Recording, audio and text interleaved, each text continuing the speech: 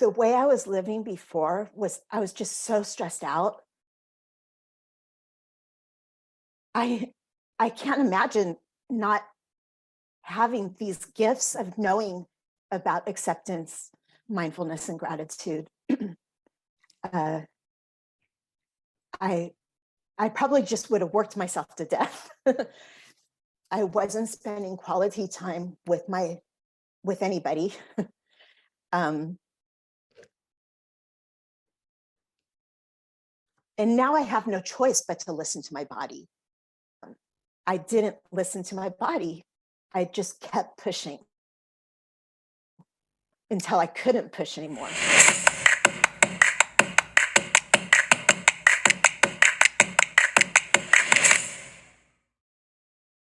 All right, welcome to another episode of Survival Mode number 5 on the podcast, just so you know. And the podcast is Survival Mode. And I was created by me, Todd, the registered nurse and health coach who faced a traumatic diagnosis of a brain tumor and really just wanted to share some of my experience and learning. And also my journey prior, looking at trauma early on in life, as well as, as a result of going through a traumatic experience. Life could be traumatic in and of itself, but also really to share kind of not just the struggles, but, the effects of trauma, fear, anxiety, and depression, how that shows up and working through, and what's keeping people, holding them back and looking to improve their life and make their life the best it could possibly be, and live a life of inspiration and living a life that matters. And so today I am honored to have Wendy Santana, and she is an amazing person. I wound up talking to her relatively recently, and she shared a little bit about her journey. And she had a seizure in her and hanging out with her son, and it really just sparked a series of events that led to, like, oh my God, I have a brain tumor. And looking at some of the things that she did in her journey. I love hearing about the journey, and she's here to share. I don't want to steal her thunder, but what I love so much about her story is, just the learning and the fortitude and the growth. And I just love it. So Wendy, welcome to the show. Thank you, Todd. You're pretty amazing yourself. It's thank you. And I don't like listening to your story. I am amazed. Being a healthcare worker, I'm a nurse. I used to work in the ICU, and hearing your story. So tell me a little bit about, so out of nowhere, you're in bed with your son, like reading a story or doing something, right? And you have this seizure, right? Yes. So tell me a little bit about that. So in a nutshell, it was October 15th of 2014. And yes, I was reading in his bed, and suddenly I froze in a fetal position. And I could think, but I couldn't speak. And I just remember willing myself to move, but I couldn't. I had no idea what was happening. I thought I was dying. And I recall thinking, please God, not here, not now, not like this, not in my son's bed, because even in that moment, I was processing how that would traumatize him for the rest of his life if I died in his bed. And thankfully, it was just 2 weeks before his 9th birthday. So thankfully, he noticed that something was wrong, and he called out to my husband, who ended up calling the paramedics, and they took me to the hospital. I don't remember the ride to the hospital. When I came to, I was in an emergency in an emergency room, and I still couldn't speak. But somehow I was able to gather my strength and push out the word stroke, because that's what I assumed was happening. And that triggered a series of tests, as you know, a CT scan followed by an MRI. I was at a local community hospital, and by that point, when they saw the mass on my scans, they transferred me to the larger city hospital. And the next thing I knew, my husband was in the hospital room with me, and doctors were coming in and saying they saw a mass on my scans. It was malignant. It looked like it was malignant. They had suspicions of what they thought it was, and they needed to do a biopsy. So a few days later, they did the biopsy. And granted, at this time, I was elated because I didn't die in my son's bed. So all of this was icing on the cake. It wasn't really registering what they were saying, because all I knew was I didn't die in my son's bed. I was just so happy about that. And so they performed the biopsy, and a few days later, they came in and said, yep, it's what we thought it was, and we need to operate tomorrow. And fortunately, my husband had the presence of mind to say, no, he was strong to stop it and say, we need to get a second opinion, additional opinions. And whereas I had so much anxiety, I just wanted to get it over with. I didn't understand what that meant. just do whatever you need to do, get it out, and so I can go on and get back to work and live my life again. Yeah. How You know, it's funny because I was reading your story, and you said this too. You were at a small community hospital. I was diagnosed at a community hospital too. Yeah. And because I know healthcare, like in my mind, I'm like, I'm not getting brain surgery here. Not that they were bad, but I'm not getting brain surgery here. Yes. That's awesome that you had your husband advocate for that, you know. And when you're hit with this, it's overwhelming. You're like, yes. Oh my God, because you happen to have a biopsy. I know that you were talking about that. You had a biopsy before your surgery. They at the community hospital were going to do that, but I said, let's do a second opinion. And the surgeon who wound up doing mine said, it's what, I don't know what it is, but whatever it is has got to come out. So I didn't mean to interrupt, but I love, because that's some of the things you got to think about. And I read some of your story too, and we talked, is who's in your head, right? Who's doing the surgery, right? Well, yeah. And by that point, we were moved from the community hospital to the major city hospital. And they were doing lots of MRIs and stuff, but and I was okay with them doing the biopsy there, but I had no idea what was involved with brain surgery. I still was kind of out of it. I was just grateful I didn't die in my son's bed, like I said. And so my husband ended up taking me to a few other places for second opinions.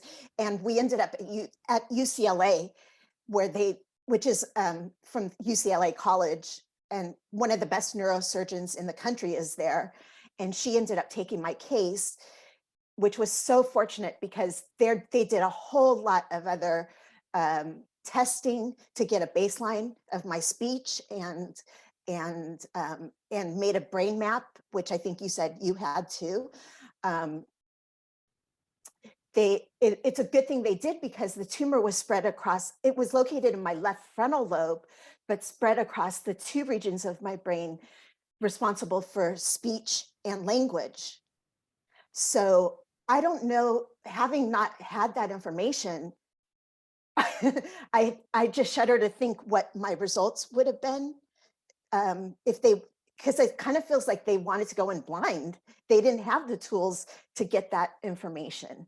So I was very fortunate. At the community hospital, right? At the city hospital. I started off at the community hospital, was transferred to the city the main They were just going to city. kind of go in and figure it out. Kind of. I think so. I mean, because they had it all set up for the next morning. They were mad that my husband pulled me out and said we wanted to get second opinions. Yeah. So and I was just in a daze and still in my like little happiness phase because I was just so grateful. It was basically a near death experience, um, and the fact that I was still here and I had every day was a blessing because I felt like I had time to say I love you to people and to to to just express my feelings and gratitude. Um, but it hadn't completely sunk in the seriousness of it yet. So let me ask you a question. So when you were in this period of second opinions, were you home? Or were people coming to the hospital to see you before is there a period where you were home before your surgery or you stayed in the hospital? I was home during this time. I was very weak. I was still on I was put on steroids to reduce the swelling in my brain. Oh, yeah. And I started taking the anti-seizure medication. And I was having all kinds of side effects, but everything I attributed to the brain tumor. And I thought I was dying, but I was okay with that because every day gave me more time to work out things that I wouldn't have had time for had I died that night in my son's bed. And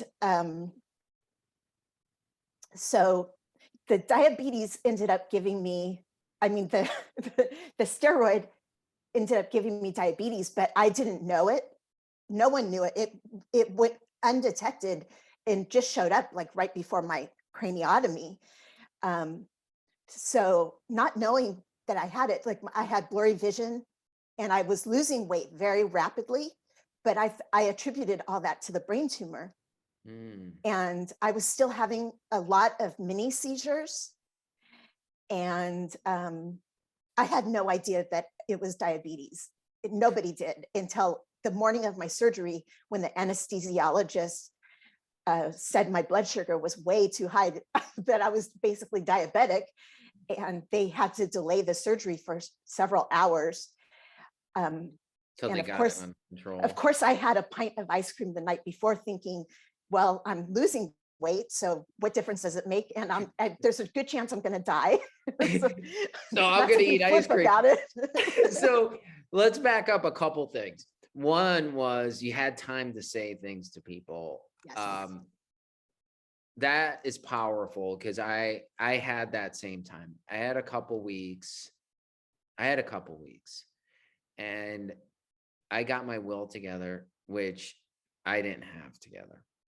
And I said things to people that I needed to say, like my son, my girlfriend, everybody, because you don't know. But that's one thing that I wanted to share with you. The other thing too is, the steroids are horrible. That was like almost, I could say almost the worst part. Like it made me hungry. It whacked me out. Like my brain was, yeah, you can't sleep for a mess. I was doing a million things, not sleeping all night in between. I would get up at 2 in the morning, 3 in the morning, 4 in the morning and do stuff around the house. And which was kind of a blessing too, because it let me get very organized. I couldn't stop eating. Like I wanted to eat stuff. I was like, I'm eating bread and stuff I normally wouldn't eat. I'm face planting the lasagnas. I'm like, oh my God. Did you have any weird cravings? I did. It was all kinds of stuff because usually I'm pretty dialed into my diet, but I was kind of like you. I'm like, listen, this could be my last few suppers or whatever I'm eating. And I was just, honestly, it was countdown to surgery that it was, I wasn't like afraid, but I was becoming at peace. I started, my spiritual connection was strong, and the things that I thought mattered before this didn't matter. Yeah. Like work doesn't matter. Like granted, I wasn't poor and like, I had a roof, I had money in the bank, like, I wasn't rich or anything like that. But I didn't think about money or, oh my God, it was really about my purpose. Like, am Yes. I like, what's God like? It was a God thing. Like, I had a good friend and I remember this. He said, like, what do you think about? And I don't know if it was a steroids talking or just whatever, but I said, am I doing God's work? And am I doing what I needed to do on this planet? And the answer was yes, but I could do more. But it really, like, the things like my girl would say, oh, so and so, and I'm like, that stuff didn't matter. Do you Yeah. know what I mean? Oh, yes. You get, it's like you go from a micro focus, like when I was working, those who know me know this, I was a workaholic, and every deadline, everything was like life or death to me. It was so important to me. Now, I had a traumatic childhood as well, and I realize now how that played into it, me being a perfectionist and feeling like I always had to prove myself. But um, I went from having that perspective to a much bigger picture, like realizing life is valuable and it's short, and we have to express our love for people and spend quality time with them, which I was not doing before.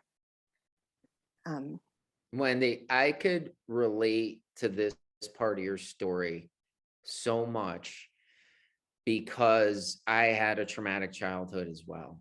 And it was funny. I was just speaking with somebody who was with me my whole journey in my life, from a, mental health perspective. And she's was amazed that I turned out the way I did based on my childhood. But as a result of this brain tumor, I've done a lot of research and I've done a lot of thinking. Me And too. some of the people that I've talked to, I listen to a lot of podcasts because I love podcasts. And I shared this on this one with Mandy, where I listened to one with Jocko Willink, Navy SEAL guy, great guy, amazing. If you ever check out, he interviewed this guy, and I swear if he's listening to, his name's Mike Day. He's a Navy SEAL. He was shot 26 times and lived. Wow. Amazing. But when he wrote his book and he shared his story, what amazed me about his story was he was so crazy abused as a child by his dad. And he somehow transformed this energy and did some good stuff. But he referenced this book called The Body Keeps the Score, and it's about trauma. And amazing book. I can't speak enough. I might do a series on it. But going back to your story and also kind of mine, I started to think that all of this trauma from early on causes this stress. We're disconnected from ourselves and our bodies. Yes. You know what I mean? So that's why the workaholic, because I could relate to the workaholic. I could relate to the perfectionist stuff.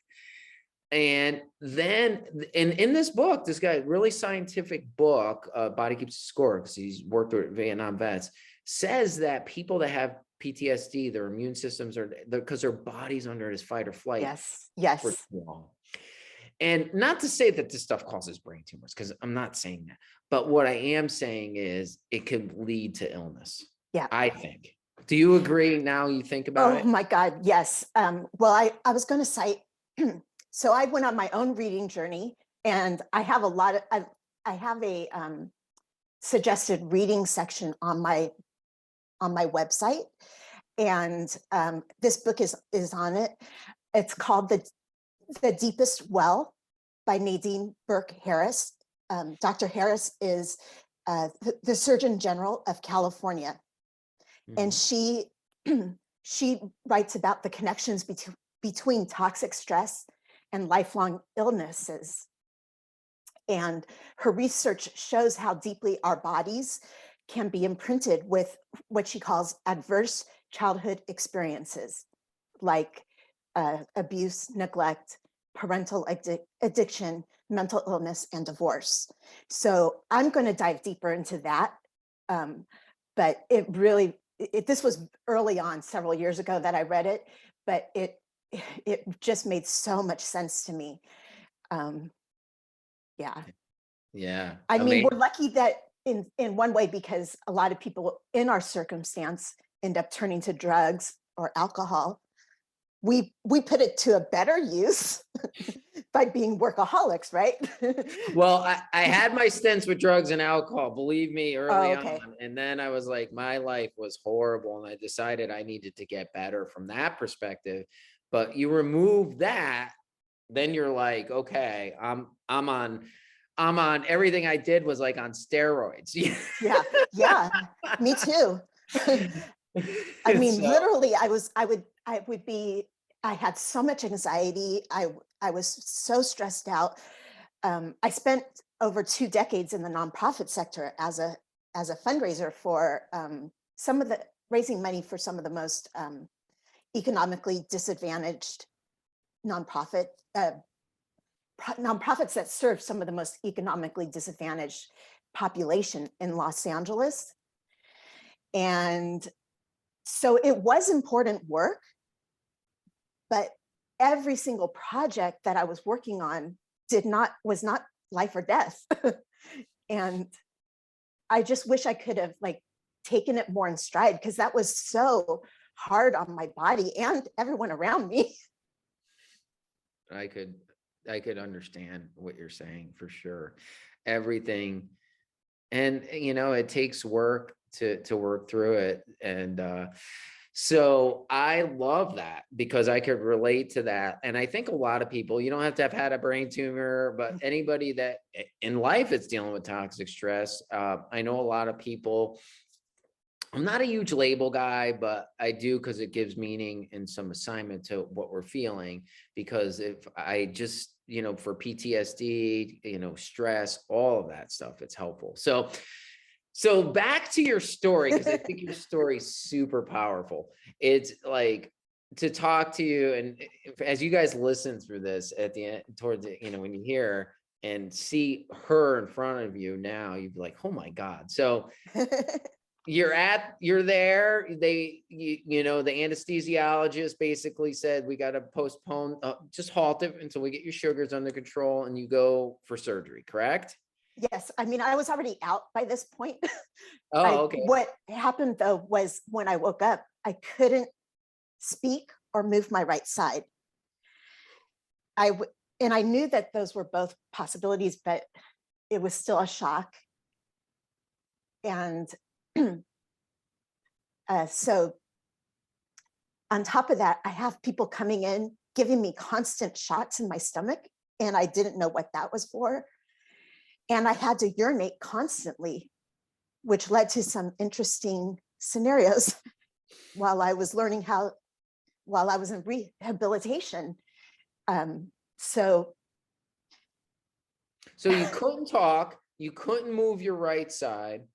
So, and this is one of the things too. And believe me, my surgery experience was amazing compared to yours, I didn't have that, but working as a nurse in the ICU and compounded with this experience that I had, the real basic things become wins, right? Like, oh yes, my God, I like ate something, or I right. went to the bathroom, like Yep. you're a toddler all over again. Like, oh my God, I can move my finger. Like that Yeah. stuff is the meaningful stuff at this point, right? So you're in the hospital, how long? Okay, so I was at UCLA for a few weeks, and then I was transferred back to my local city hospital for rehabilitation, or Yeah. in-house, whatever, whatever, That's for acute rehabilitation, and where I was getting physical therapy, occupational therapy, and speech therapy. It took me a very long time because I had aphasia, and it took me a very long time, years, to really get my speech back. And then it was halted for a very long time. And only recently has it come back to this level. okay. Um, Okay, so let's back up because I forgot to do this. You had a frontal lobe tumor, which yes, affects, and you had it where it affected other areas. So speech, some movement, right? yes. And the frontal, isn't that the personality feeling Yes. side too, right? Emotions. Yeah. So, wow, that's like a trifecta, right? Yes.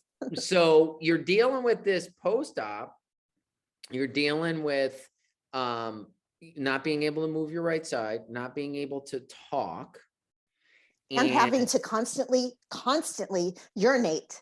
constantly urinate, and you're in the hospital, which is not fun over time Right. at all. Not fun at all anyway. Right. And And then you I go, isolated myself. I didn't want anyone, I didn't want anyone to see me like that because I was the one who usually was helping other people. So I know that you had your surgery during COVID. the pandemic, and you had no choice. But I had it when I had a choice, and I chose not to let people be there for me Ah, because I didn't want them to see me like that. I was embarrassed. And here I was, a high level executive in the nonprofit arena. And I just was I had too much vanity to let people see me, not to see me like that, which is one of my big regrets, because when you can't talk, you really need others to advocate for you.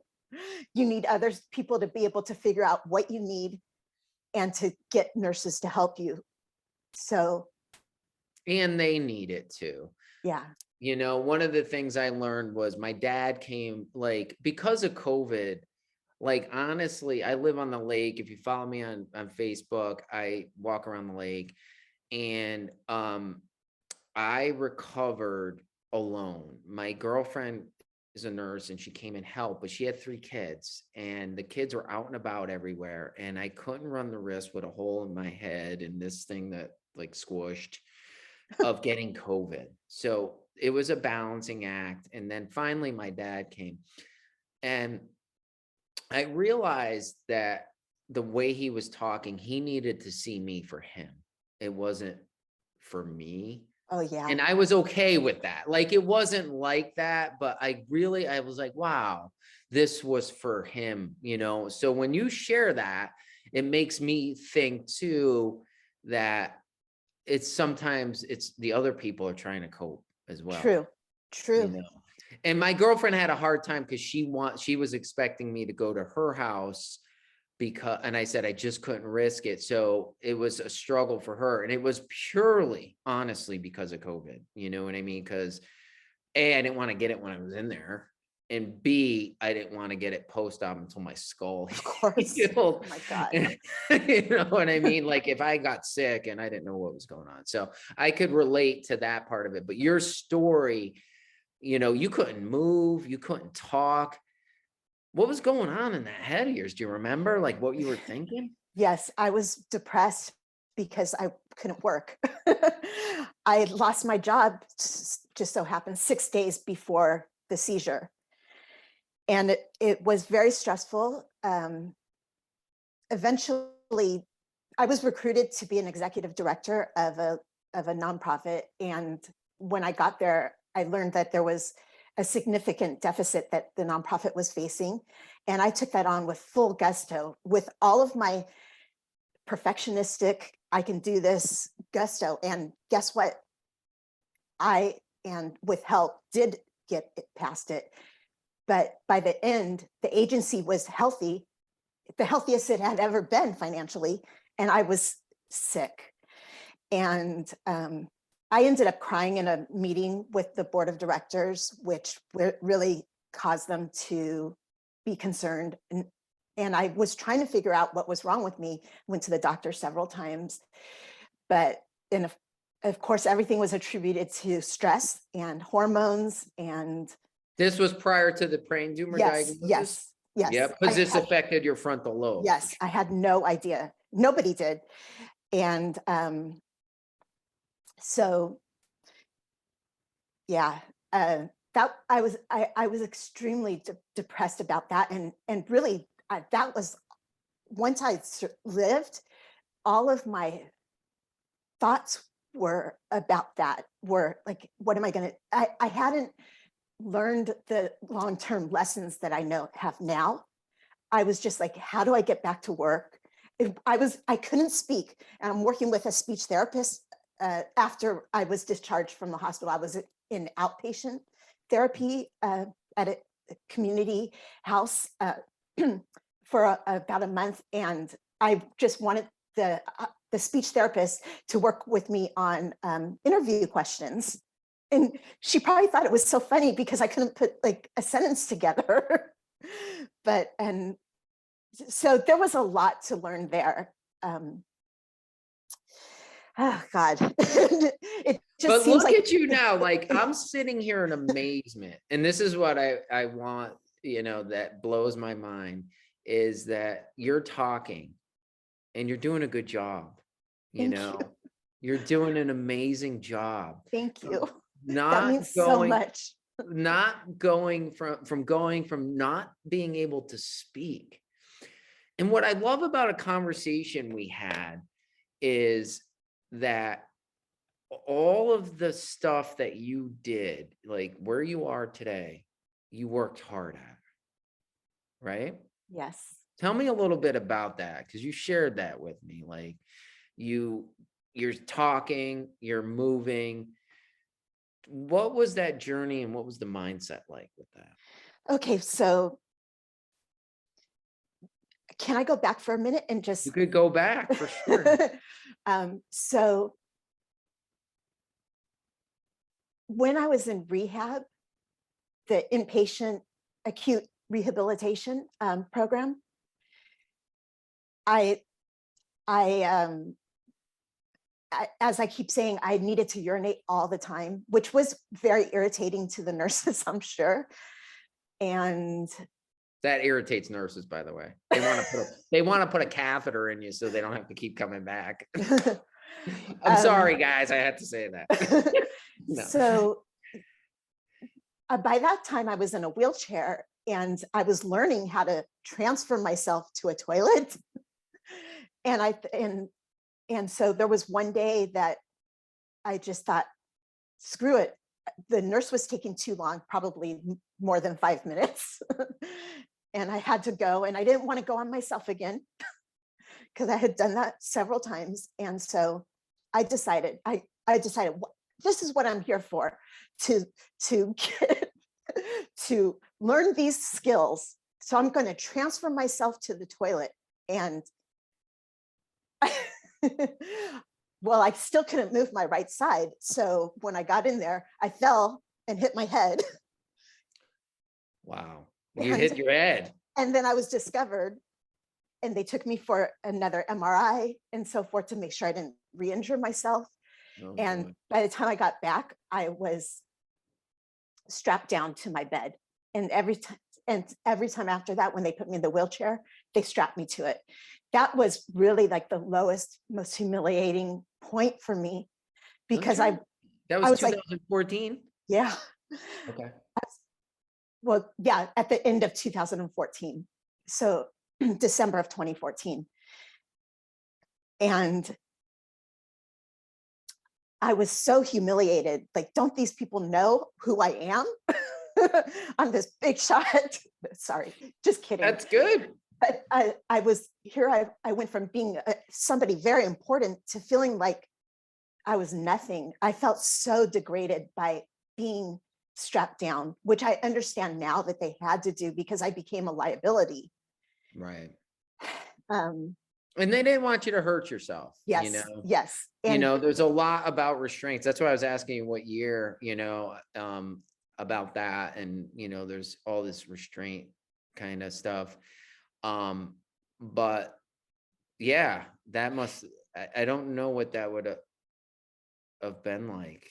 it just was, that was really the lowest point for me, because I was just so depressed. And so I get out of the hospital. I'm in a community rehabilitation program.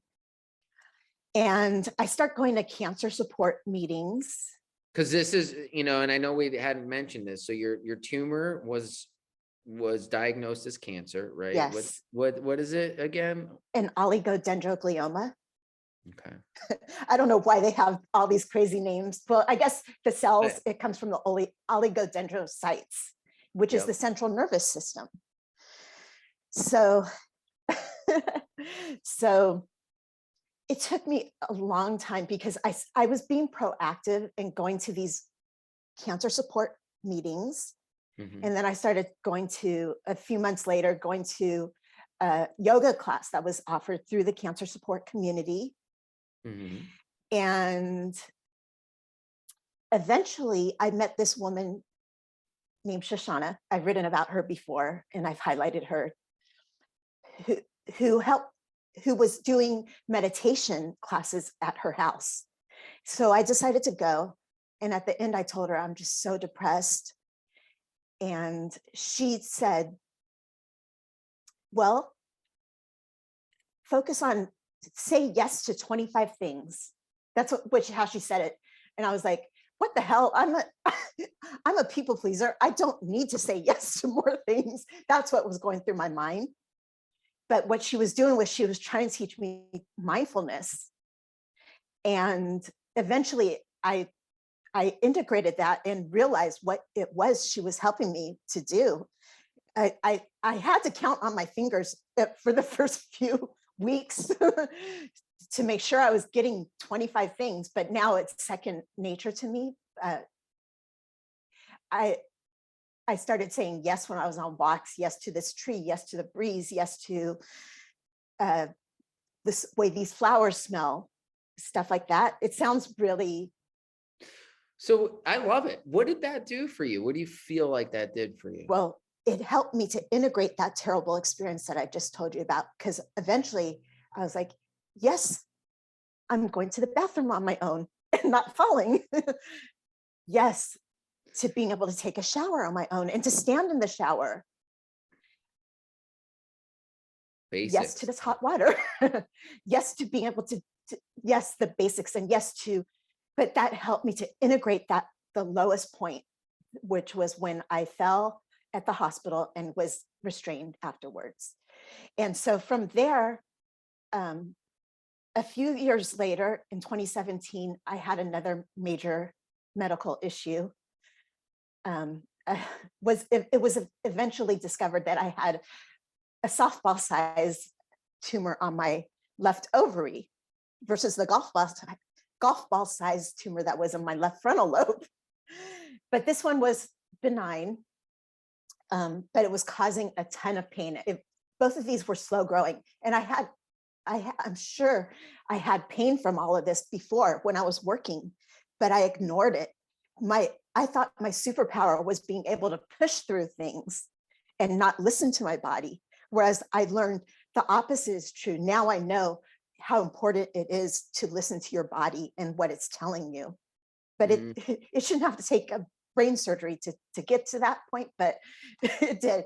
So anyhow, I had a total hysterectomy because by that point it was so big, it was pushing through my uterus and causing adenomyosis and so forth. And I was just in so much pain. So when that was over, I decided to create my website. Oh, wait, in 2015, I did this book with my son. Okay. It's a children's book called That Thing on My Mom's Brain. And the Musella Foundation for Brain Tumor Research published it. And I donated it to them, and then I put my marketing and development skills to use to raise money. And that made me feel useful in the beginning. It was also a very good thing for my son and I to do together to process what we went through, that trauma. Wow. Okay, so that was all part of me getting to this space I'm in now. And then I created my website, and I had no idea what I wanted to do with it. But I was reading a lot, which was something I never had time for before. A lot of survivor stories and trying to understand, and also other traumatic stories, like about the women who escaped North Korea and women who escaped bondage and being sexual slaves. So all of that gave me perspective, and and helped me to realize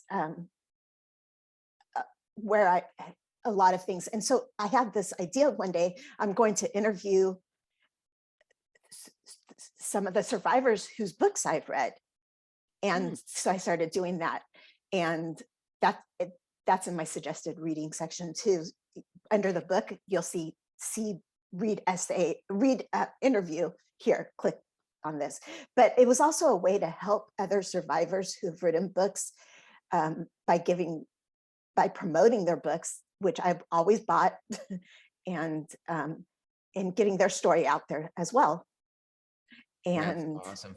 So let me ask you a question. So you're in rehab, you work through it. How long did it take you to get your speech kind of okay? And were you walking and being able to be independent? I was walking pretty quickly, like a few weeks after I was in the community physical therapy. So like a few months. Actually, I left the hospital with a walker, and I ditched the walker a few days later. So, but my right side was all messed up. I had no control over what it was doing. Like I used to say, my right hand has a mind of its own, because my stepmom was staying with us for 7 months. Oh, by the way, I lost my driver's license because it had to be reported to the DMV that I had a grand mal seizure. And so we were so lucky that my stepmom stayed with us for 7 months and helped with everything, and did all the driving and cooking and everything. So I could walk, but I had no control over my right side. Like, for instance, when she put dinner down, and before I was even sitting, my right hand was trying to get to it. I don't know if that makes sense, but I had no control over my right side. And I remember when I was in the outpatient physical therapy, one of the things they did was take us down to the beach and had us sit on this blanket. And I thought, no way can I sit down on that blanket, because I was so stiff and did not have control over my right side. I finally get down there, and there was another man in the group who had always had a runny nose, and he had what they called a snot rag. And I was like, okay, do not touch that. Do not touch that snot rag. I was telling myself.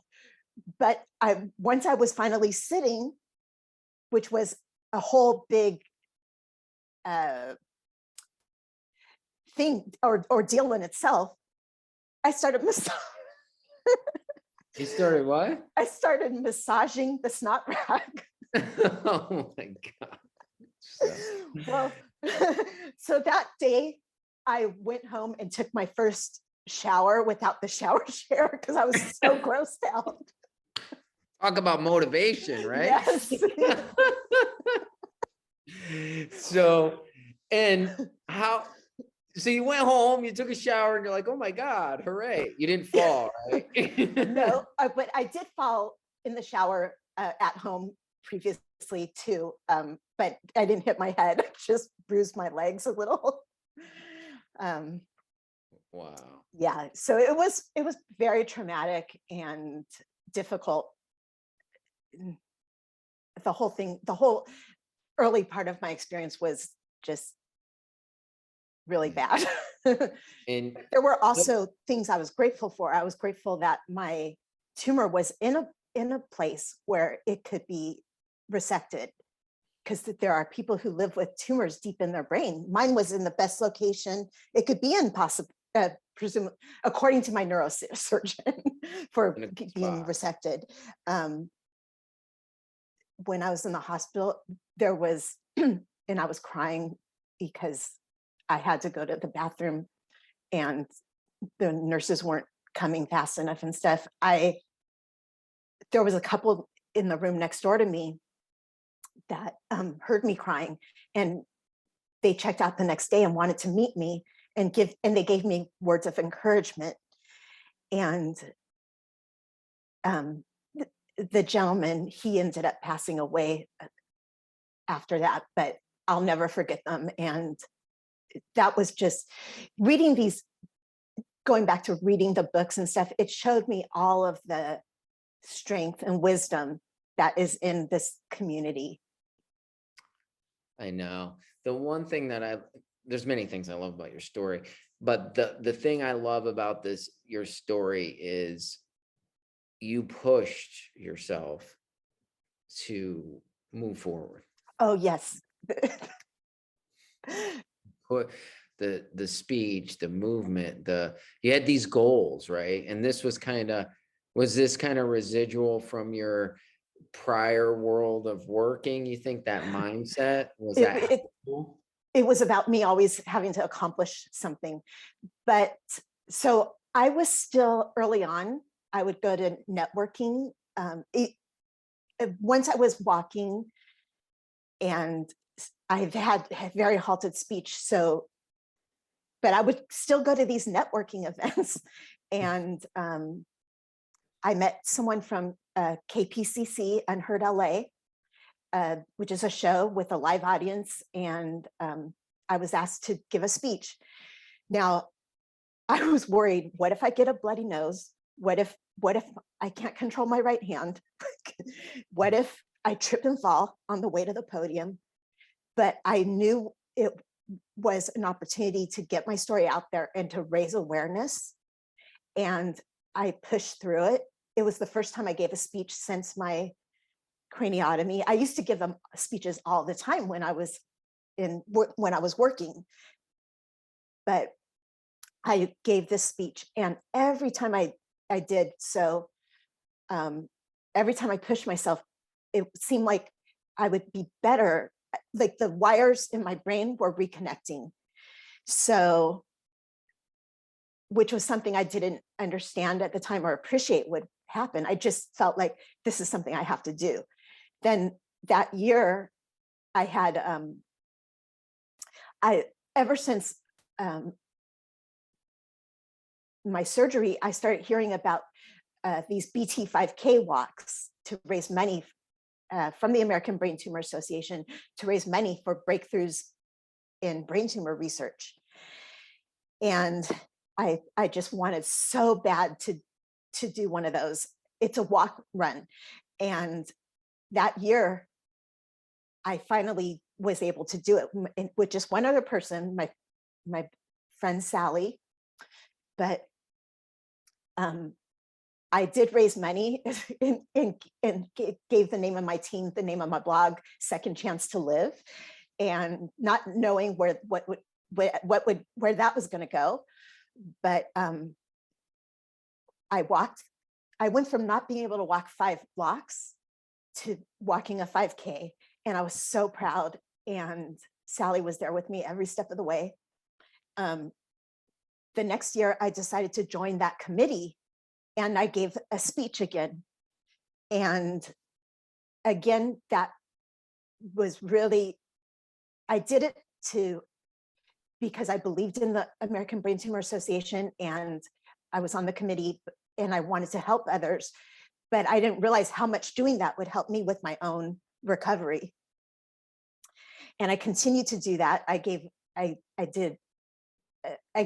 a few more speeches for other things, nonprofits, and yeah, here I am now doing a podcast with you. These are things I never thought I would have done before all of this. I never thought I would have a website or be talking on a podcast or any of this. So those are some of the blessings that have come out of it. That's amazing. And you know, I love that part too, because you know, I push to do different things, hard things. I always say this, we do hard things, you know, and they may not be miraculous hard things like, you know, leaping a building at a single bound, but for whatever it is for us, you know, and I love from a very basic brain perspective that you said you were creating neural pathways, and Yes. whether you have a brain tumor or brain surgery or not, or you're just a normal human being, right? Regular, when we do different things, we create new neural pathways, and you're the clear example of really bringing that back for yourself. And the thing that, you know, and I'm not sure you can relate to this, but maybe is there has to be a balance, because doing too many hard things is doing too many hard things, right? And Yes. it becomes that workaholic Yeah. mentality. So but what I love too, because I remember I had some brain fatigue for sure after Yes. surgery. But I can relate to you in a way, because I kind of needed to do stuff. Like I was doing walks and recording and sharing my story, but I went back to work, and I'm blessed that I can, you know what I mean? Like I didn't have really a lot of residual, if very undetectable, other than, you know, I feel like I'm forgetful at times and my hands a little off sometimes, but other than that, I'm okay. But my primary doctor, we did a virtual visit, and he goes, "You're going back to work tomorrow?" He goes, "You should probably take another week," which I did, because I kind of went back to somewhat of a little bit of doing something and feeling something, right? And getting productive.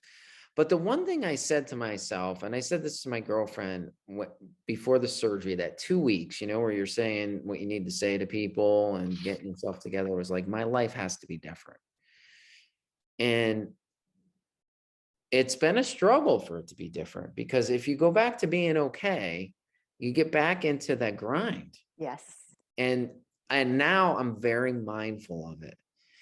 And I want to experience life as it, you know, life, not Yeah. work life. We have to work to obviously do things. And I know you're not officially working, but you're doing a lot. You have your blog, which is, how do you spell it so people could find it? It's two, right? The It's number the number 2. two, right? Yeah. So it's 2ND for second, Two and 2ND for second, and then chance, and then 2live.com.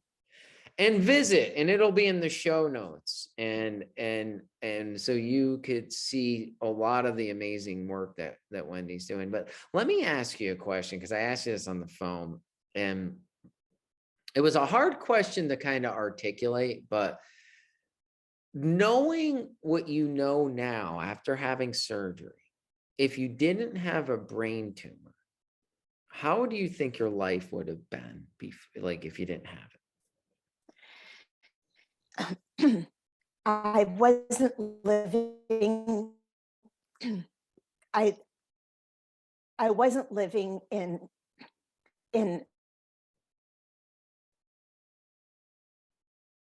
You're breaking up just a little bit. Hopefully she'll pop back. Are you there, Wendy? this journey are acceptance, mindfulness, and gratitude. Wait, can you say that again? You broke up for the last Oh, minute. sorry. Yeah, that's okay. Acceptance, the 3 things I've learned through this journey over the last few years are acceptance, mindfulness, and gratitude. Acceptance, mindfulness, and gratitude. I wasn't living with those 3 things prior to my surgery. My light just went out. So, oops. We got you. Do you want me to turn it back on?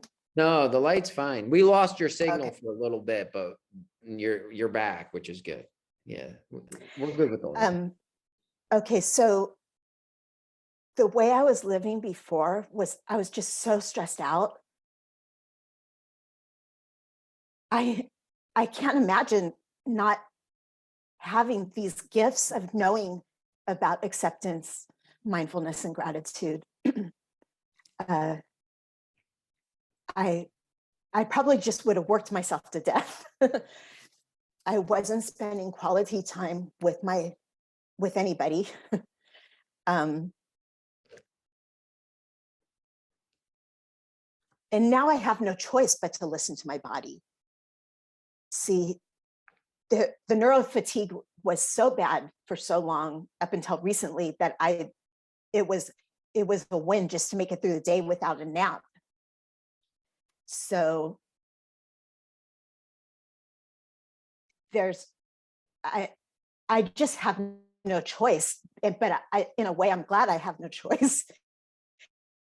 Because if I had a choice, I don't know that I would choose to listen to my body still. But that's one of my biggest messages for people who can, to listen to their body. There's a lot that I had to face that I was running from by being a workaholic. And now I'm facing and dealing with those things, which is hard, but they needed to be faced. So I don't know if that answers your question. It so does. And because we take so many things for granted, you know what I mean? And this was me, like, we're living life, and then there's this, oh, when I retire, we workaholic it, and we miss some of the biggest parts of our world. And before you know it, you have a health issue, or something happens, and you're like, oh my God. And I love your blog. I personally, have really researched now this second life Yes. and creating a second life. And that's why sorry. go ahead. That's that's why I called it Second Chance to Live, because it's a second chance. It's a chance to live and get my life right this time, because even though I was successful, I wasn't living right. I wasn't balanced. I didn't have any hobbies. I had no balance. And now I'm so much more balanced and my life is so much fuller. It's awesome, because and the greatest thing is, at any point, anybody can start a second life. Yes. You don't need a brain tumor or some traumatic event. And I think that's the message that I got from you and from myself. And I think we need to learn how to live Yes. our life. And go ahead. The thing is, I have several other chronic illnesses, and I had them while I was working. But I pushed through them. I didn't listen to my body. I just kept pushing until I couldn't push anymore. But I'm lucky that I lived to be able to tell about it, that I didn't die with this information to myself. So if you were to tell somebody, like, if you were to kind of leave your message for a person, what would that message be? To slow down and listen to your body, that to be balanced. And when it comes to health issues, advocate for yourself.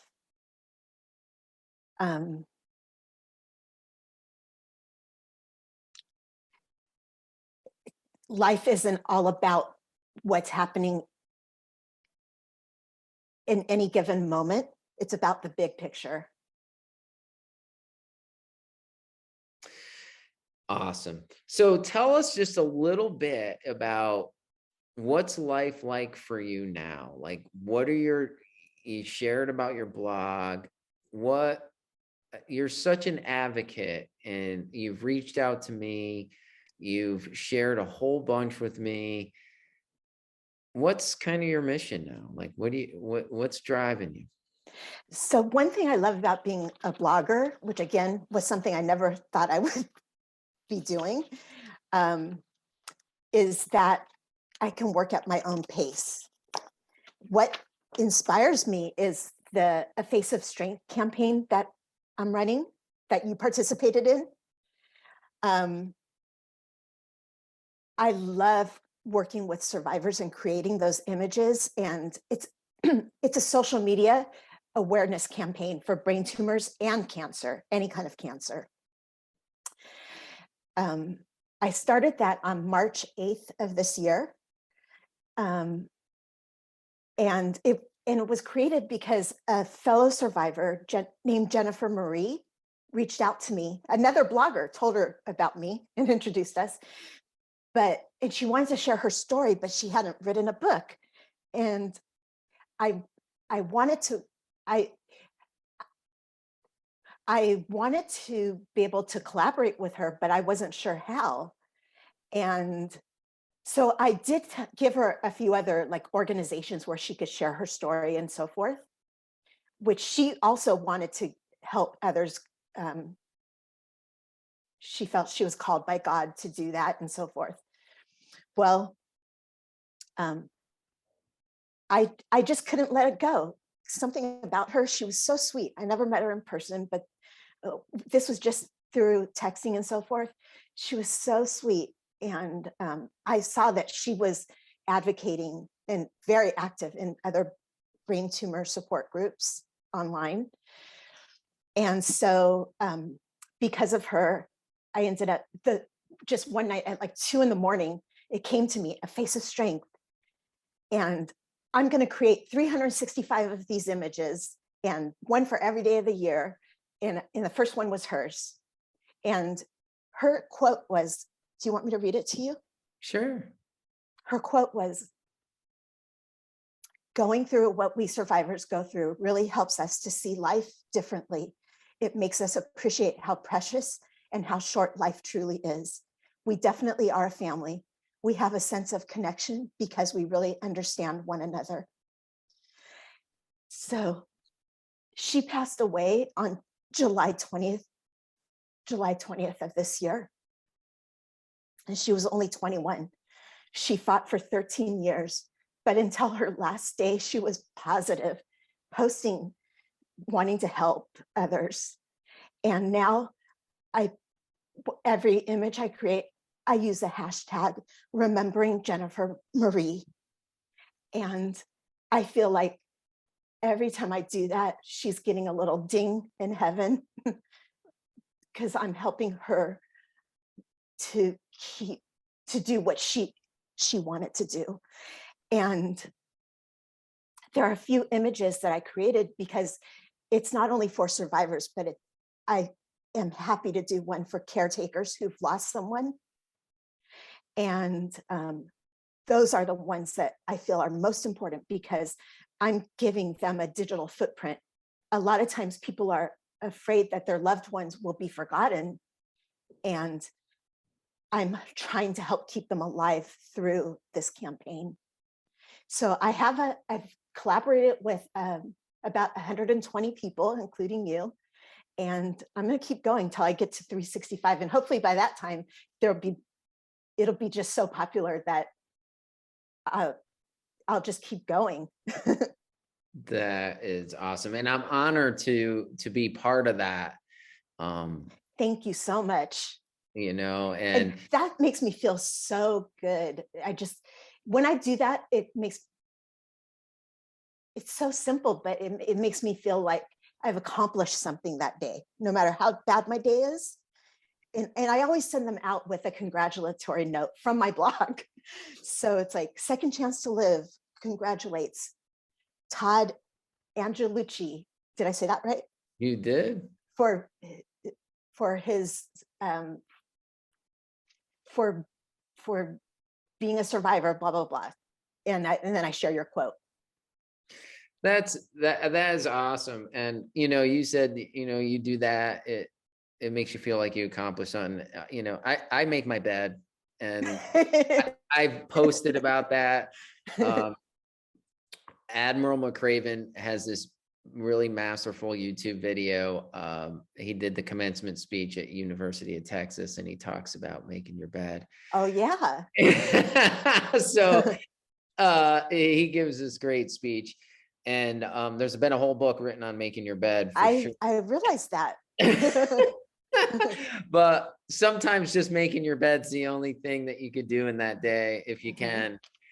And I love your energy and passion for this, and keep us updated where, and I'll post all your information in the show notes and all of that. But if somebody was to find you, what would be the best way to find you? Well, I have pages on Facebook and Instagram.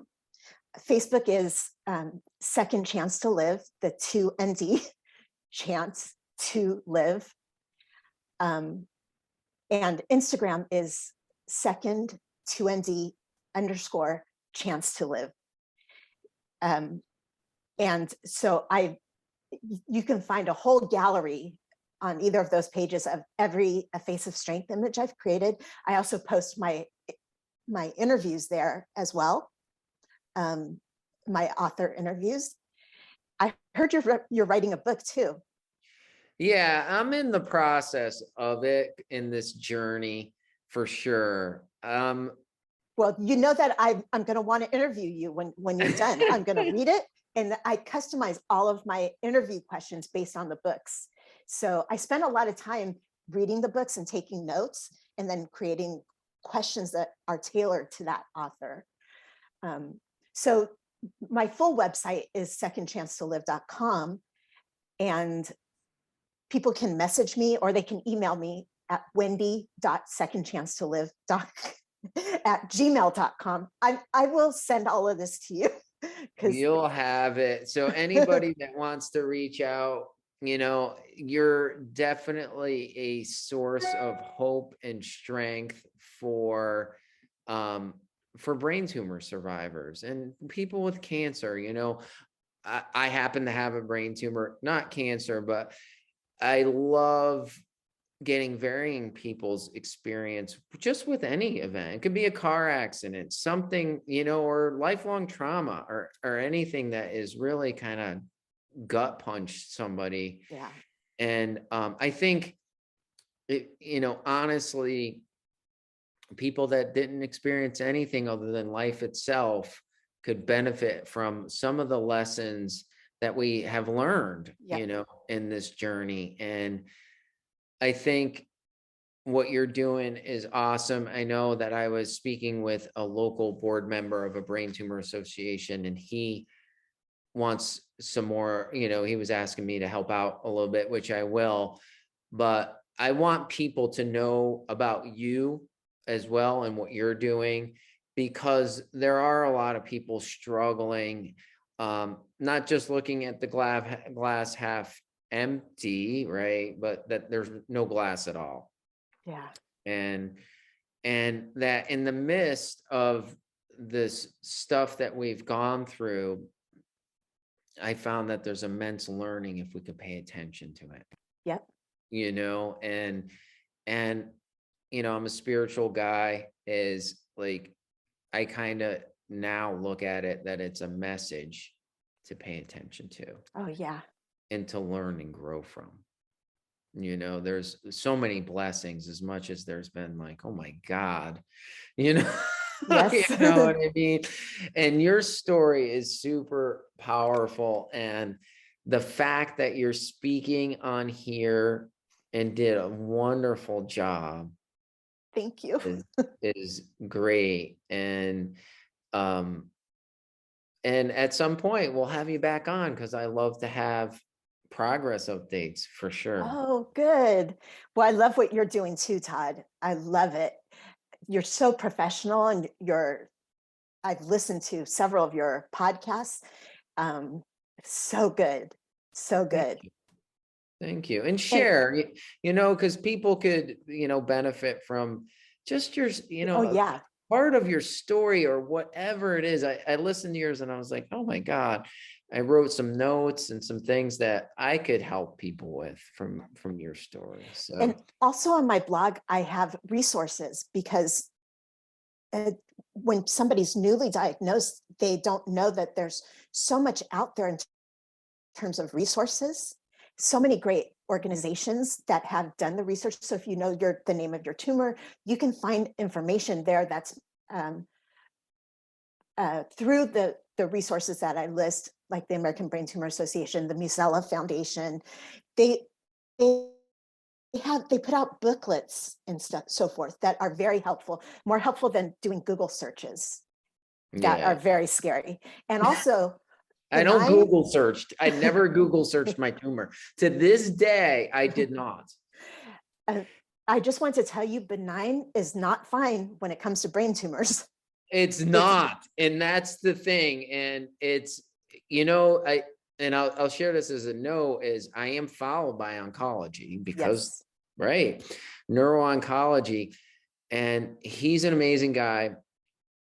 And the term serious is cancer is like, I walked in there. I'm like, oh my God, and because it's serious and there's not a lot of data on mine, it's very rare. And so as if things change treatment, and so I keep that with my mind. But the biggest thing is I try not to Google. And yeah. and I love that you have that resource. So if you're listening to this, I will definitely make sure we get it into the notes where to find different things. And if you need some encouragement, you're newly diagnosed or you're on the struggle bus with things, obviously feel free to reach out to me, but more, reach out to Wendy and what she's doing over there. Because it's really awesome and we need support and there needs to, get involved, even though you don't feel like doing it, because you Right. might be down and depressed and anxious and all those things, is remember, and I said this through all my challenging times through this, I say this mantra: we do hard things. I say it to myself: we do hard things. That's my mantra. And I just one foot in front of the other. So awesome, Wendy. We've been on for quite a bit. I know my interviews go wild, but I think if they're well packed and there's a great story to them, it's worth the listen. So I want to thank you for being on here today. Thank you, Todd. Thank you. Have an awesome day.